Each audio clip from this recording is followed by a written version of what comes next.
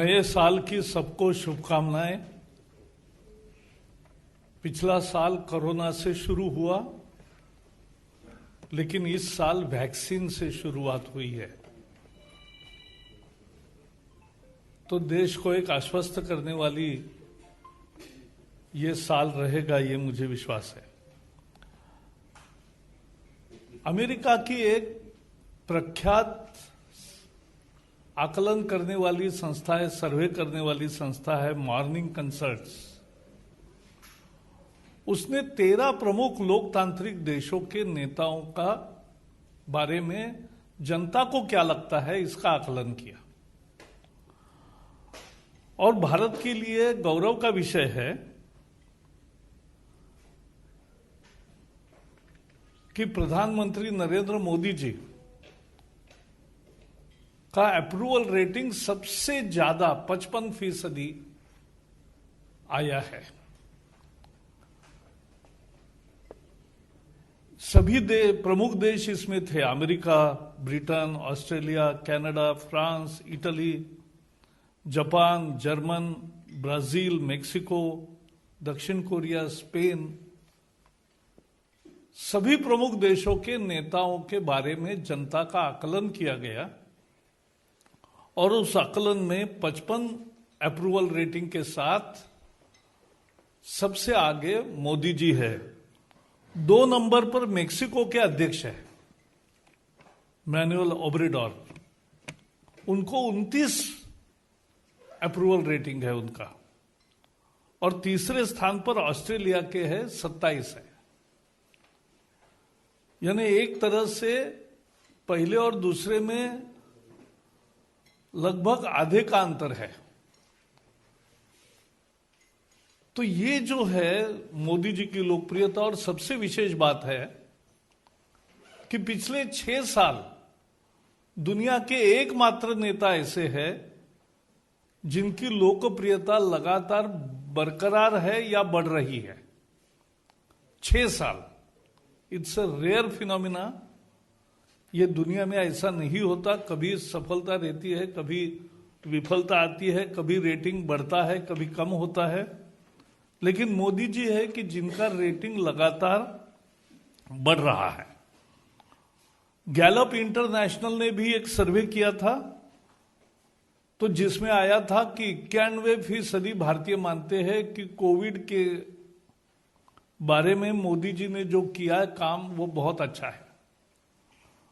सी voter और IANS ने भी सर्वे किया है, उसमें 75% लोगों ने कहा है कि कोविड के बारे में मोदी जी की रणनीति बहुत सफल रही है।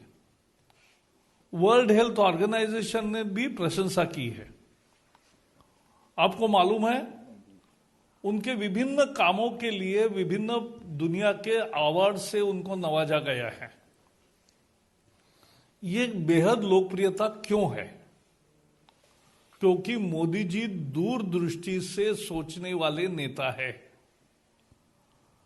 देश की विकास की उनकी एक निश्चित विजन है और उसके लिए वो कार्यक्रम बनाते हैं और सफल करते हैं।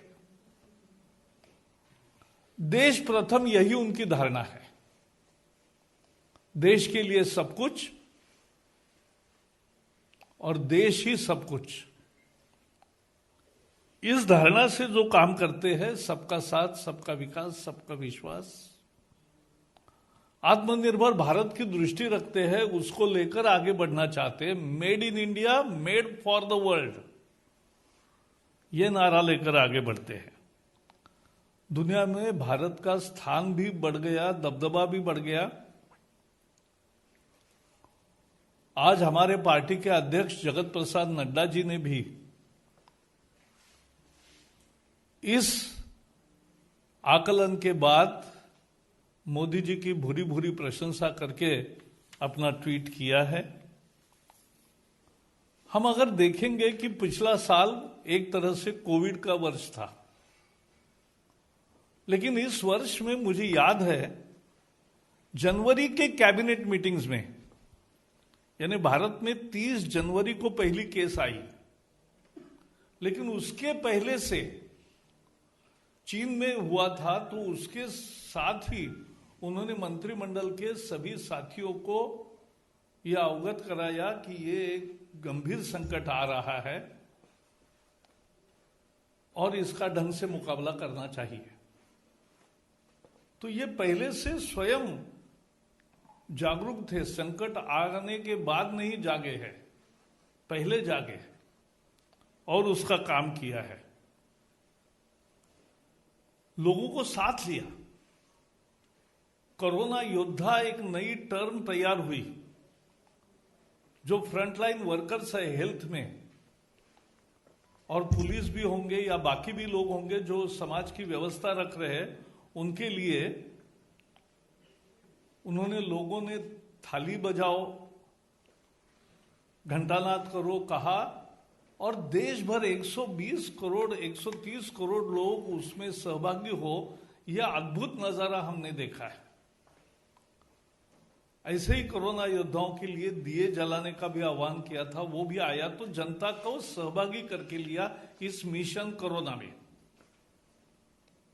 कोरोना से युद्ध किया और लोगों को जागरूक रखा, और बहुत सिंपल नारे उन्होंने गढ़े। 2 गज दूरी, मास्क है जरूरी।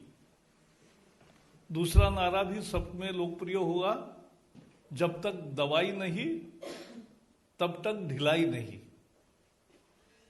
और अब तीसरा, दवाई आने के बाद उन्होंने तीसरा नारा दिया है, दवाई भी कड़ाई भी।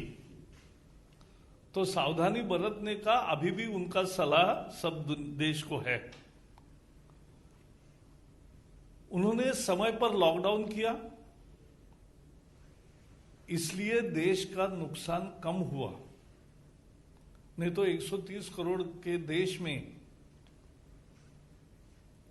यह बीमारी भयंकर रीति से फैल सकती थी। अमेरिका में 3 करोड़ लोगों को इन्फेक्शन हो गई।